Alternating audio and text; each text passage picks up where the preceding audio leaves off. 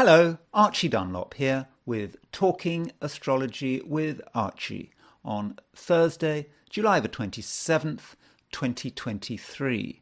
Yesterday, I talked about Gavin Newsom, the governor of California, and looking at a couple of the comments I got about him, he doesn't seem to be very popular, at least amongst a certain segment of people. There's a suggestion that perhaps he has destroyed California. Is that really possible? Can one person single-handedly destroy a state? I I suppose one thinks of San Francisco and all the images of homelessness and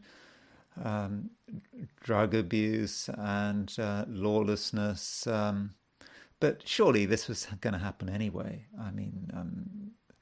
The state gets the governor it deserves, and the governor is just a reflection of what's going on in the state. So it seems to be a bit of an exaggeration to think that one person can cause so much damage. On the other hand, I do notice, or I did notice, but I forgot to say yesterday, that Gavin Newsom has his Mars-Saturn midpoint at 14 degrees and 39 minutes Aquarius. Now, you might be thinking, so what? Well, 14 degrees, 39 minutes Aquarius is very close to being 45 degrees from 0 degrees Aries. In other words, he has got his Aries point, 0 degrees Aries, is 45 degrees from his Mars-Saturn midpoint. Now, in astrology, or at least the astrology I practice, that is a big deal. Because, the Aries point is the world at large. It's a world we interact in, have to interact in, interact with. It's society. And Mars-Saturn is the principle of death, destruction, decay, and decline. Now, many of us are going to have Aries on the Mars-Saturn midpoint, and it's not a big deal. But if we're a politician, senior politician, governor of California or something like that, we have the capacity to cause great damage if we have got Aries on the Mars-Saturn midpoint. And so now that I know that Gavin Newsom has Aries on the Mars-Saturn midpoint, I'm thinking that this speculation that maybe he's causing a huge amount of damage to his state may not be as crazy as it sounds. This is what he brings into the world. Or it could be that having Aries on the Mars-Saturn midpoint means that the world around him attracts someone like that. But yeah, I think this Aries on the Mars-Saturn midpoint does indicate an individual who could potentially be extremely destructive. Now, there's another person who has got Aries on the Mars-Saturn midpoint, and that is Robert Oppenheimer, who is often regarded as the father of the atomic bomb. Of course, lots and lots of people were involved with the atomic bomb. If Robert Oppenheimer hadn't have been born, the atomic bomb would have been developed anyway. Maybe his organizational plus scientific skills made it happen faster. But he is certainly the public face of the atomic bomb, particularly now. I believe some film has been produced about him. There's a lot of excitement about Robert Oppenheimer. He's coming up all the time. Maybe it's because there's just been a movie about him that's come out. I don't know. So I thought that would be a good opportunity to talk about his horoscope. But before I do that, I want to look at what is going on today on Thursday, July the 27th, 2023. So let's have a look. There we have top right. That is Robert Oppenheimer. So let's see. So here we have it, today's astrology. The big event today is a Mercury-Venus conjunction in Leo. I think this conjunction is really good. It's pretty close to Regulus, the royal star. It tends to be very creative. Mercury-Venus, it's creative in terms of art, business, verbally creative. So we can do something really wonderful, and because it's in Leo, it can be of lasting significance. And from a communication perspective, this might be a good time to be trying to get in touch with important and influential people, because this Venus-Mercury conjunction is on Regulus, the royal star. There's been a lot of activity around Regulus recently. Venus has just gone stationary, retrograde, close to Regulus. If there's an important person you want to get in touch with, now might be your chance. It doesn't have to be super important, like President of the United States or whatever. Just someone who's important, perhaps in your circle, maybe at work. I don't know, the CEO of a company you're working for, or something like that. Just someone who, in some way, you regard as being at an elevated status compared to yourself. No, it doesn't sound very nice, but you know what I mean. So that's very useful. And while this is going on, the moon is in late Scorpio. So the moon is out of the Via Combusta. The Via Combusta is, remember, that part of the sky between 0 Scorpio, 15 Scorpio. So things are not quite as unstable as they perhaps were a day or two ago. Nonetheless, the moon is moving away from an opposition to Uranus. So when you've got moon opposition Uranus, particularly in a fixed sign, Scorpio is a fixed sign, Taurus is a fixed sign, it can create a bit of turmoil, explosiveness, people being stubborn, set in their ways. So that needs a bit of caution. And also the moon is making a square to the Mercury-Venus conjunction. I think this possibly takes a little bit of an edge off, the Mercury-Venus. And I was talking about it in very positive terms, but not everyone is going to appreciate it, because the moon in Scorpio is quite brooding. It can be a bit jealous. So if we tell everyone about how wonderful we are, and we show off our creative, our works, our art, our creativity, there are going to be some people who might be a bit jealous of us. So we need a bit of humility. So if you want to tell people about what you're doing, bear in mind that not everyone's going to appreciate it, and don't go over the top. Be as modest as you possibly can. I mean, okay, not too modest, but just don't sing your praises too high, because otherwise you might get the exact opposite effect of what you're trying to achieve. Now, as far as my forecasts for the 12 signs are concerned, as usual, I've done them, and these are my forecasts for the 12 signs for Thursday, July the 27th, 2023. Aries, you're becoming acclimatized to an intense environment, and you can deal with pressure levels that are higher than average. And as a result, you can take your creative self-expression to a new level. And you're going to be helped by a conjunction between Mercury and Venus. And someone close to you is talkative, and they do need to be listened to. Taurus, Mercury is making a conjunction to Venus, your ruling planet. Whatever your situation, your mind is on great form and you can work out solutions to all kinds of problems. Further, you can communicate with amazing skill.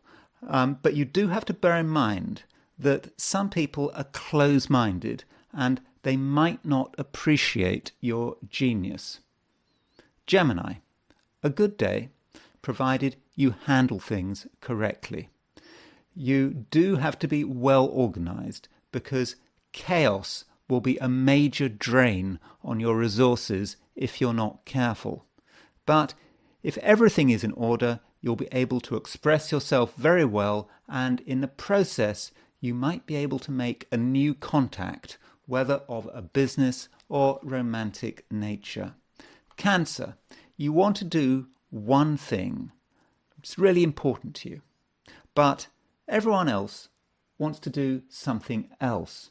As a result, there could be conflict. So you either follow the crowd or you find constructive ways of dealing with the matter. For example, you can maybe keep your activities secret, or you can make the decision to spend the day alone or in the company of close friends who are exactly on your wavelength. Leo, you present to the world an attractive image, thanks to a conjunction between Mercury and Venus in Leo, your star sign.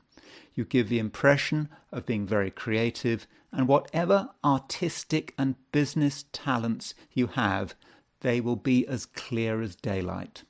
It's therefore important that you're not shy, that you let your Leo light shine bright. Virgo, it's easy to underestimate you. Maybe because you underestimate yourself. But right now, there are important things going on under the surface which push you into the limelight. There are things that no one else has thought of, and once you're on stage, there will be something about you that's quite captivating. Libra, there are things you want to do which appear to cost money, and probably too much money. You might then feel that you're stuck. Yet, you don't really need to spend money. You just need to substitute one thing for another. And an expensive purchase may be unnecessary because you already own the item, albeit in a form that's not new and shiny. Scorpio, there's no reason why it can't be a great day. You have a strong sense of self, and in terms of your career, you can make a powerful impact. It's not about being assertive, it's more about demonstrating your versatility and cleverness. But it may be necessary to ignore another person's disruptive influence. Sagittarius, it's important not to be over-emotional. If you get caught in a spiral of overactive emotion, it may be difficult to achieve anything. On the other hand, if you focus on making your life more meaningful and better aligned with your fundamental philosophy, then you'll feel right at home and you'll be helped by the fresh perspective of your loved ones. Capricorn, your friends continue to be important and they can challenge you to move things on to a new level. But you yourself seem to be in two places. You want to be surrounded by people, but you also want to be focusing on a single and rather complicated task. It's hard work and it might even be emotional draining, but it will probably be worth the effort. Aquarius, you want to project yourself outwards to a wider audience, but factors out of your control may get in your way. They could waste a lot of energy and you'll have to be very persistent if you want to get the better of them. But don't be too focused on yourself. There are people around you who need to be recognized and appreciated. Pisces, with the moon aspecting Neptune, your natural sensitivity is finely tuned and you can pick up lots of different things. You know what the world is thinking, and you might receive a spiritual message. But sometimes messages can get crossed, and what you feel is true may actually be a delusion. So what I want to do now is move on to the I Ching. So I, as always, threw 3 coins in the air, asking the question, what is Thursday going to be like for visitors to my YouTube channel? So the first hexagram I got was the best, often regarded as the best. Hexagram number 14, possession in great measure. This is a reminder, perhaps, that we really have enormous resources. We might not think we have enormous resources, but we do. Whether it's material resources, intellectual resources, creative resources, and it's perhaps all about how we deal with the resources that we have. We might need help from other people. We might need to discuss with them how best to make use of what we have. So, if you've got a creative talent, maybe you're not making full use of it at the moment, and maybe you need to work out how to deal with this possession. And so talk to your friends, colleagues, associates, and they might have some ideas about how you can really maximize the value of something you possess. So that is this is a really good hexagram, and I think it's perhaps a reminder that we need to be grateful. I understand that most of us are not super rich, and we might feel ourselves to be impoverished, and we might look at possession in great measure and think, oh no, I don't own anything. But no, you do. You own an enormous amount, and the challenge now is to just make the most of what you've got. And this hexagram, it moves to another fairly good hexagram, which is 55, which is abundance. So, we are moving into a time when we really can absolutely make the most of what we've got. Certainly in the short term, I suppose, in terms of today, by the end of the day, you can really be using it all, and you've got to make the most of the moment. The abundance tells us that nothing lasts forever.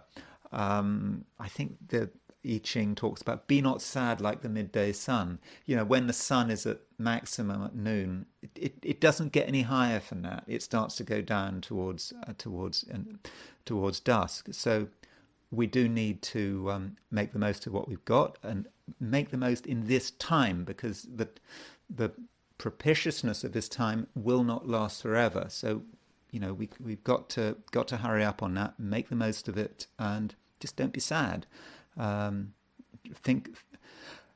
Live in the present, and make the most of everything you've got, and be grateful.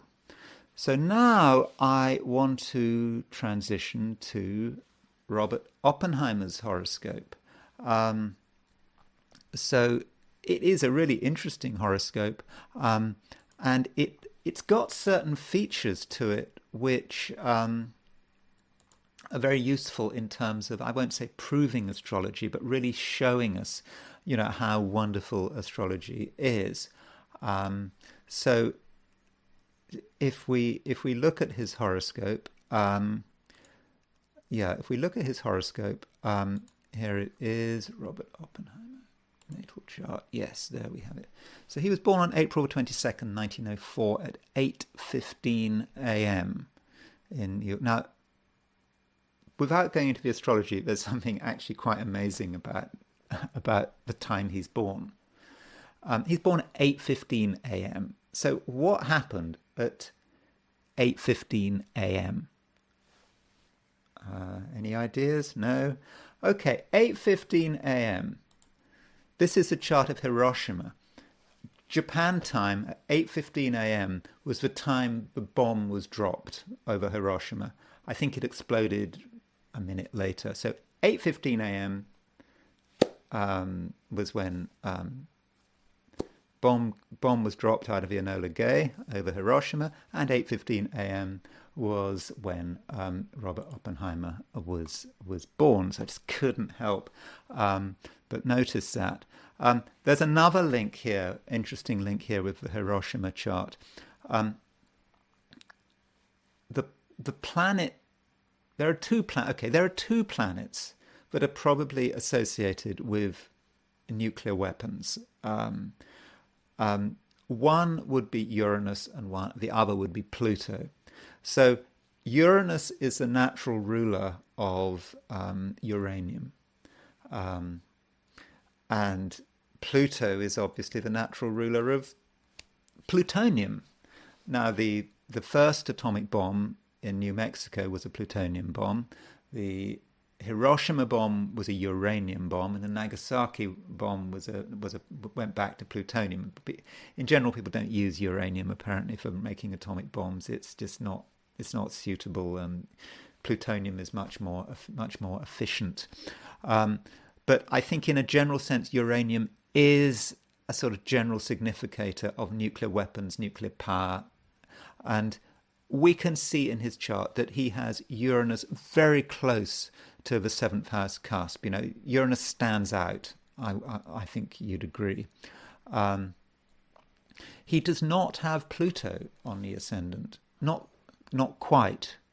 But there's an interesting thing going on with Pluto, which is that when we do astrology and we ask what is rising, we do it via the zodiac. We don't actually consider the physical body of the planet, where it is on the horizon.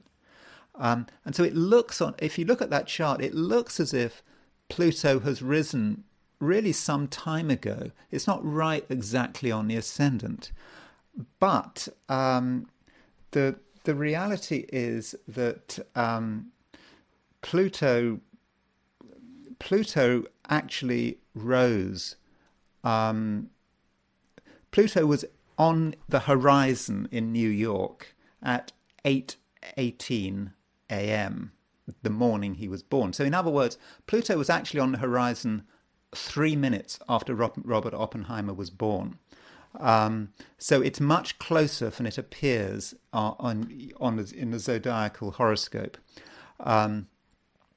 So Pluto is the planet of plutonium, and I think that physical presence of Pluto on the horizon when Robert Oppenheimer was born, I think is really important. Now, as far as the Uranus is concerned, the physical, it was actually fairly. I off the top of my head, I think that Uranus was on his western horizon. I think at about 8:26, so about 11 minutes after he was born. Of course, 8:15 a.m. we don't know for sure whether that's an exact time, but I think that Pluto and Uranus are both powerful significators of the work he was doing. Now, Uranus is important, is strong, because you'll notice that it's at 29:49 Sagittarius. That means it's 11 arc minutes off 0 degrees Capricorn. In other words, it's squaring the Aries point. So he has Uranus squaring the Aries point. Now, his Aries point is his Aries point. If you look at his there's his Saturn, there's his Mars, and so the midpoint of his Mars-Saturn midpoint is here. It's pretty much 0 degrees Aries. Let me just confirm that. His Mars-Saturn midpoint was at 0 degrees 42 minutes Aries, and so he had he has Uranus close to the Mars-Saturn midpoint, and so he's got Uranus on the Mars-Saturn midpoint. He's got Mars-Saturn midpoint hitting Aries. So this configuration really tells us what he did. He helped develop a bomb that killed loads of people. He brought in the nuclear age, and he brought in the capacity to cause absolutely huge amounts of damage. And so, yes, Uranus square the Aries point, and Uranus and the Aries point both on the Mars-Saturn midpoint. I think that is a really perfect significator for what he did. Now, one other point is that his famous thing, there's that black and white video of him quoting from the Bhagavad Gita, this Indian scripture, and he uses the words. He uses, "Now I am become death, the destroyer of worlds." But there's a bit of controversy about that, because I did try to study Sanskrit long ago, but I'm just not a linguist. It was just hopeless. What I do know is that in the Bhagavad Gita, the word used that he used for death, it's actually, I believe it's something like kala, which means time. I'm sure I pronounced that horribly. So in fact, it was most translations of the Bhagavad Gita talk about time. They don't talk about death. So it's a kind of a bit weird that he's used death rather than time. I'm not saying it's a mistranslation, because he got his translation from somewhere, and when you translate something, you don't always translate it literally. But he has chosen death rather than time. So why is that? And this quotation is very much associated with him. Now, I think we can see this in his horoscope. Now, time, if it was time, Chronos, Saturn is the lord of time, you might expect him to have Saturn on his sun-moon midpoint, because, you always look at the sun-moon midpoint. When you're doing midpoints, any planet on the sun-moon, aspecting the sun-moon midpoint, is going to really say something about the person. So we would expect for someone to say, if I'm, becoming time, the destroyer of worlds, well, that's Saturn. But no, he hasn't got Saturn on his sun-moon midpoint. So the question is, what has he got on his sun-moon midpoint? Well, his sun-moon midpoint, there's his sun, there's his moon, is at 1243 Gemini. So you can see there's actually nothing there. But in fact, if you show his hypothetical planets, which I like to use. I like to use them, particularly in a situation like this.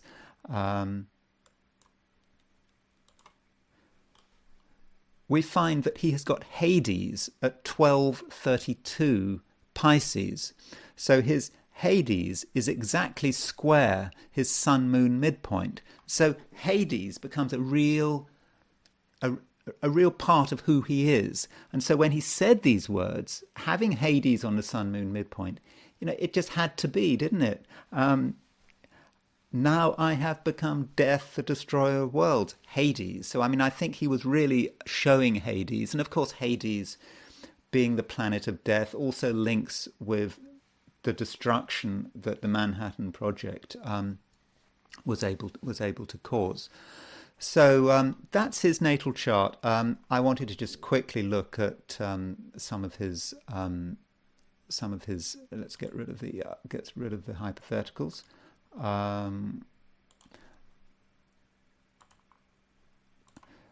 So his moon, you will see, is at 23 at 2328 Cancer.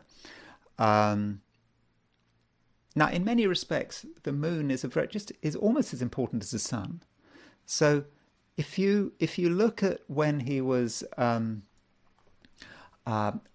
the first atomic bomb in New Mexico exploded, you'll see that the sun was at 2333 Cancer. So he had the sun exactly on his moon. So 2333 Cancer, going back to his chart, almost exactly. Now, of course, this is a common aspect. We have sun conjunct our moon every year. But this was his big moment. So sun conjunct his moon. So we go back to the Bhagavad Gita. I mean, I'm using the Mascaro translation. And one line I think that Oppenheimer referred to, he referred to another part of the Gita, and he referred to this line. It says, "If the light of 1,000 suns suddenly arose in the sky, that splendor might be compared to the radiance of the Supreme Spirit." Now, going back to his moon, he had the sun exactly on his moon. Hence, the light of 1,000 suns. That must have been how it felt. Obviously, that was how it felt. But for him, having the sun exactly conjunct his moon at the time of the explosion in New Mexico, I think that's really nice symbolism, and it's really nice how it links to the that passage in the Bhagavad Gita. One thing about his solar return. This is a solar return immediately before this explosion. We should remember, though, that it's not his bomb. He's not the inventor. It's a whole massive team of people. He's just the public face. He's not just a public face. He's obviously a brilliant scientist, brilliant manager. At least he was during the Manhattan Project. But it wasn't just him. But still, he must have strongly identified with it. And you will see that in the solar return, he has Pluto exactly on the IC.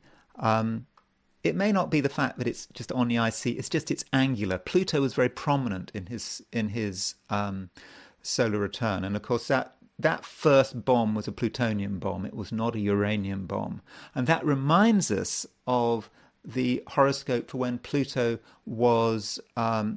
when plutonium was isolated, which was in December the 14th, 1940. I think it happened at 8 p.m. So this is the chart for when plutonium was isolated in Berkeley, California, December. You can see ascendant 440 Leo, and Pluto was at 4 Leo. This chart for me is really important, because if it wasn't for this chart, I probably wouldn't use Pluto in my astrology. But I have doubts about Pluto. But because of this chart, I'm thinking, Pluto has got to work. Pluto's got to mean something.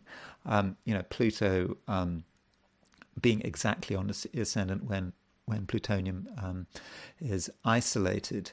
One other thing about Uranus, one thing I forgot to mention is that you remember Oppenheimer has Uranus exactly on his descendant when he was born. For Hiroshima, Uranus was exactly on the midheaven. One final chart I want to look at one final predictive technique is look at Oppenheimer's.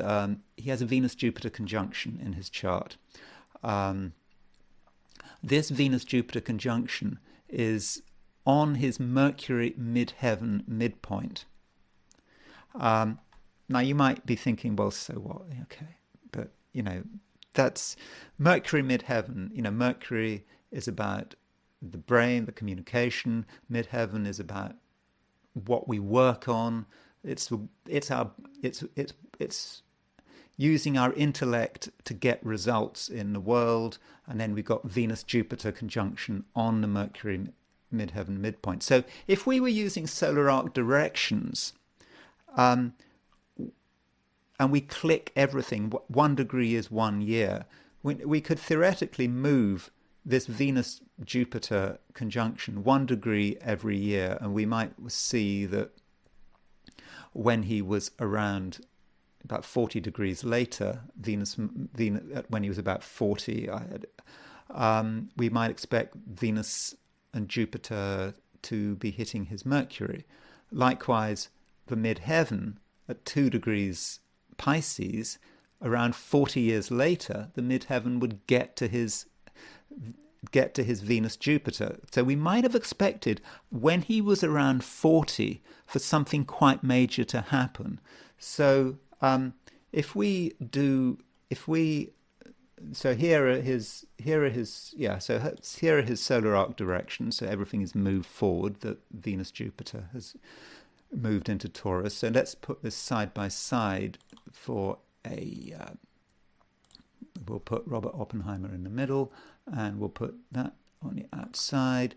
So, and there you have it. You can see that the solar arc directed midheaven set for July the 17th, 1945, when the New Mexico bomb exploded, was exactly on his Jupiter. Pretty much 1245 Aries, 1234 Aries, and on his Venus as well.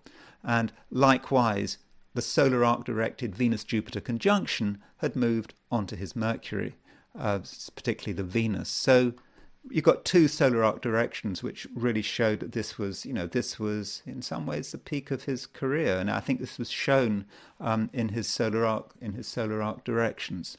So overall, I do think that Robert Oppenheimer has had a fascinating chart, and he's getting a lot of press at the moment because of the film, and I think the chart. It's reassuring, Oppenheimer's chart, because to my mind it's a chart that really shows that that astrology does work. Anyway, that's all I'm going to say about Robert Oppenheimer. Thank you for listening, and I will talk to you tomorrow.